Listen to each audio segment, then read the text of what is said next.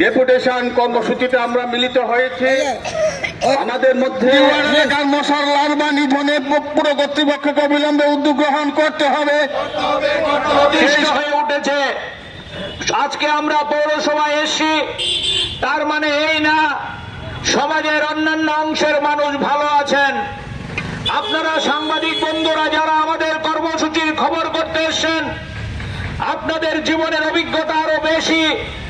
আপনারা লক্ষ্য করবেন আগরতলা শহরে সকাল সন্ধ্যায় মশার জন্য দোকানে দাঁড়ানো যায় না, বাড়িতে বসা যায় না, ঠাকুর ঘরে পূজা দিতে পারবেন না, বাথরুমে যেতে পারবেন না, অফিসে বসে ফাইল সই করতে পারবেন না, ক্যামেরাম্যানরা ছবি তুলতে পারবেন না, সাংবাদিক তার খবর সংগ্রহ করতে পারবেন না, এমনকি গাড়িতে প্যাসেঞ্জাররা বসলে পর্যন্ত মশার উপদ্রব ভয়ানক অবস্থায় দাঁড়িয়েছে।